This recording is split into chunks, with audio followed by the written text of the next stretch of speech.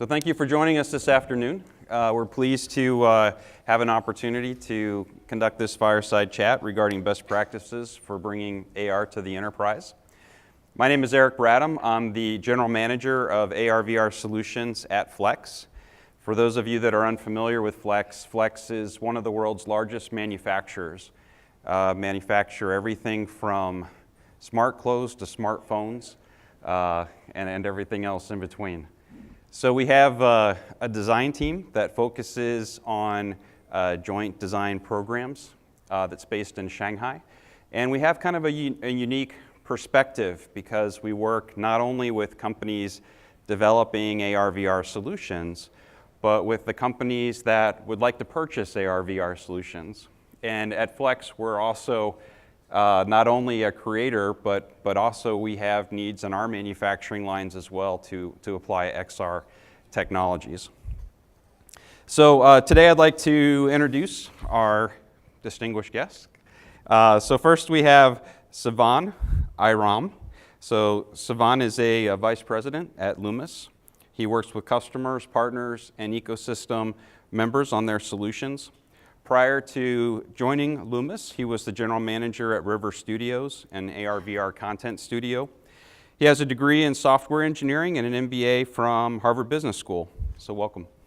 Thanks for having me. Next is Amar, Dhaliwal.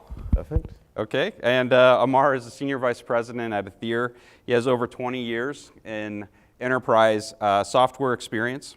Prior to joining Atheer, he was a co-founder of a learning management company called Think that was acquired by Saba. Amar is a graduate in the University of London and holds a master's degree from the London School of Economics.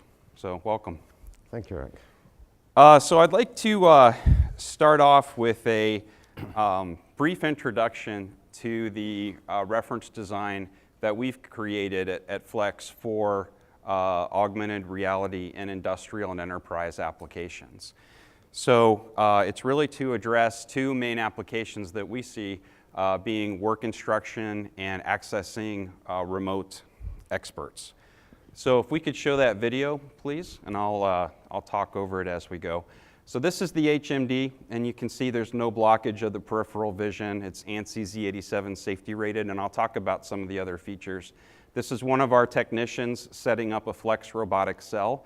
And so she's receiving instructions as to how to put the head on the robotic arm. And as you'll see, it not only shows her where to place it, but it shows her when the connection is successful. But even if you have the work instructions, sometimes things don't always go as planned. And so it's nice to be able to access a remote expert in real time. And in this HMD, the expert can see and can hear what she sees and hears.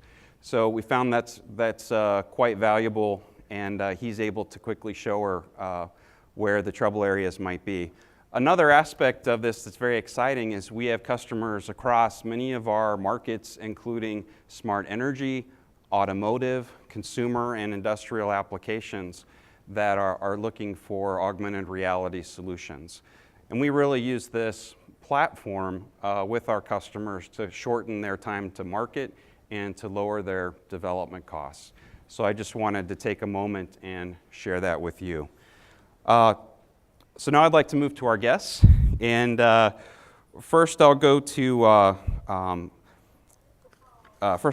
Amar. So Amar, Atheer's been in the business now for 6 years plus. Can you talk about some of the cool applications that you're seeing in enterprise for augmented reality? For augmented reality generally or remote expertise? Maybe let's start with both. Remote expert, because I think that probably generally accepted that is, in terms of an entry point, it may be the easiest entry point for AR to the enterprise, the easiest one to explain, and possibly the easiest one to demonstrate return on investment from. So we've seen some interesting use cases. You may have seen the announcement from Porsche. Porsche is now rolling out remote assistance through smart glasses to all of their dealerships in North America. So that's how your Porsche is going to be fixed, for those of you fortunate enough to own one. We're seeing use cases, production use cases, where you have expensive production plants that contain equipment from lots of manufacturers. We're seeing use cases where the technician responsible for fixing a production issue is calling an internal expert, could be anywhere in the world. That internal expert is now then also calling in expertise from their supply chain, from the person, the company from where they bought the equipment. We're seeing, obviously, and Sivan may be talking about this later, we're seeing lots of remote assistance use cases in military applications. Probably the interesting ones, interesting is the wrong word, but some of the critical ones are, how do you provide assistance to somebody whose job is to diffuse an IED? So we're seeing those type of use cases, and obviously there is high impact and value there. And then a colleague of mine, we were recently talking to a manufacturer, somebody in the nuclear power industry, and they had a very unique use case where one of their most technical experts had gone over the RADs, so basically the dosage of radiation that he's allowed to have over his entire working life. But this is a person who's still young, unable to go into the plants anymore, so they're using remote expertise to be able to project his expertise to inside the power plant where he's not allowed to go. So lots of interesting things people are exploring and getting value from. Great, thank you. And in a lot of these applications, the requirements that we're seeing for augmented reality HMDs are quite different than consumer. So, where our customers are telling us that they want to be able to operate in a 35°C ambient environment. They want to be able to work indoors and outdoors. They need LTE communications built in. They need a system that's dust-proof, that's waterproof, 2-meter drop tested, no blockage of the peripheral vision, ANSI Z87 safety rated. So no thermal transfer to the face, 8 to 12 hours of battery life. So very tough requirements for the technology to handle, but it's where a lot of the market is today. So it's also very exciting. So now, Sivan, I wanted to turn to you. So in a lot of these applications, there's many kinds of HMDs coming out with different kinds of optical systems. Based on your observations and perspective, can you talk about the advantages or benefits of using a binocular waveguide system in industrial enterprise applications? Yeah, absolutely. So first of all, the most common alternative to transparent waveguide would be a reach-around ARM LCD. And you were talking about the importance of keeping the peripheral vision cleared, and we find that blocking the view really takes away some of the benefits, the potential that a true AR has. If you have an LCD in front of you, it can show you information, but one of the examples that we saw in the video was annotations on top of the real world. And that's something that only a transparent display can do. And we are true believers that the solution that really kind of enhances the user's ability in the field for all types of applications is going to be transparent displays. And we're happy to carry the torch. And when we think about binoculars, I mean, we do see some validation, some potential in monocular solutions. A good example is our experience with the military. It is a monocular solution. We find that when it's data light, that works really well. When it's data heavy, then the brain gets confused and the eye gets strained after a while. So then really unleashing the potential of seeing 3D objects in the way that the brain truly perceives depth and objects in the real world, that gets unlocked when you use a binocular solution. Yeah, I would say that we've also had customer requests for solutions that were as transparent as possible so that coworkers could see each other's eyes.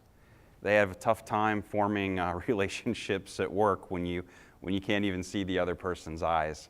So it's kind of an interesting requirement that I didn't expect originally. So, I think we all know that getting up and running with a an AR system in your facility, in your company, in your customers' facilities is not as easy as buying an HMD and connecting it to a Wi-Fi hotspot. Amar, maybe you can talk about some of the challenges that enterprises face these days in deploying HMDs and other kinds of AR technologies. I'd be happy to, Eric. And the panel that was up here immediately before us touched on the same things. And I think that there was a refrain that I heard quite a bit during that session, which is about start small. And we would love people to deploy, to every employee and to deploy around the world.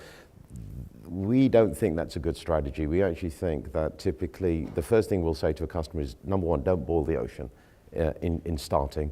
Start small, pick one use case, pick one location, demonstrate value, and that does two things. Number one is that it builds capital inside the organization to then start to go bigger, broader, vertically, horizontally. So we'll always encourage start small, pick a use case, be successful, and then grow. But we'll also spend a lot of time with the customer really to understand what is the task that we are trying to impact. Because I think that AR, and I think about AR as being the ability to provide guidance, and guidance is very different than training. And certain tasks lend themselves to guidance more than they do training. Typically, a task for guidance is a task where accuracy is typically more important than speed. It's where maybe you don't do that task that often, so you need to be able to have assistance when you need it. So we will spend a lot of time saying, let's be precise about what you're trying to impact, the task you're trying to improve, and that will help drive where to get started. Does that make sense? Yeah, it does. And I think that, I know when you work with customers, there's a whole checklist of potential issues that have to be resolved before they can even think about deploying the technology. Yeah, and of course, we have, the checklist would be, the ones that you started talking about, connectivity, the security model, the governance that you're going to have around it. All of those things are things that we're going through. But quite frankly, Eric, it feels at the moment we're making it up as we go along. Every situation is different, and we're still trying to figure this out. So no two companies have the same AR journey, and so we're trying to figure it out. And I think, quite frankly, our customers are trying to figure it out too. And so it's an early stage industry, and we're kind of like stumbling along best that we can. Great. And Sivan, I know your company's roots came from working in military applications and quite robust environments, not unlike what a lot of the industrial customers require. Can you talk about maybe some of your learnings from that? Yeah, absolutely. This is something that we've been successfully doing for about almost a decade now, and was kind of the first big jump into being involved with an actual product, and the first time that we had to undergo a very rigorous audit. When you think about some of the physical constraints and the tests that this had to undergo, it meant that we had to graduate from a science project and put our big boys pants on and actually deliver a product or an optical system that can be incorporated with a product that needs to highly perform in rigorous conditions. And the stakes are so high in that situation where people's lives are involved, pilots' lives, the ability to see and to get the data around them in the best way, a fail-proof way. So that was kind of one of the big jumps that we had to do as a company, to make as a company. The other one was really working with multiple partners and bringing a solution, a best-in-class solution, not something that is kind of you develop by yourself and you send out to the world, but actually several moving parts and several big players involved with the R&D and the integration. And that's something that really helps us, and we reap the benefits, the rewards of that now working with Flex, working with other companies that we've already gone through that challenge. Lumus is by all means not a young company. We see many startups in many cases that we want to support, and we see those processes, internal processes, are yet unestablished. And we're fortunate that this is something that we got to explore and do before. Great, thank you. Yeah, in terms of the safety, I just wanted to touch on that briefly because, we have customers that with the ANSI Z87 safety rating, for example, we had to figure out creative ways to completely encapsulate the waveguides in ballistic materials and how to wrap shields around the HMDs so that no matter what direction a person may have some type of impact that they're safe. We also get requirements from customers about the failure modes of the projection systems. How much blue light is a person getting in the system?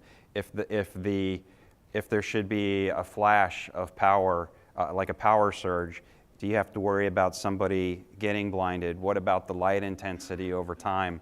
For laser-based systems, as you know, there are different requirements and specs that have to be met. So there's all kinds of safety considerations, even including the materials that you use and how they react and transfer heat to the skin. So a lot of considerations going into these products. It really takes a village to make these solutions. And then I guess what I'd like to ask the panelists just in closing is to talk about some of the changes that they've seen recently in the industry. So, Amar, would you like to start? I'd be happy to. And the great thing about coming to AWE is that it's like it is the barometer. So this event compared to last year, we were talking about before, the biggest thing is that there is now, in terms of the enterprise conversation, it's about maturity. So, there are now representatives from enterprises everywhere. There are investments being made in enterprises. The questions are smarter. The use cases are better defined. Budgets exist. So it really, it feels like that this is maturing now and converging and it's fantastic. The conversations are brilliant and just the enterprise users are so much better informed. So yeah, that's really the big thing, I think, in the last 12 months. Great. Sivan?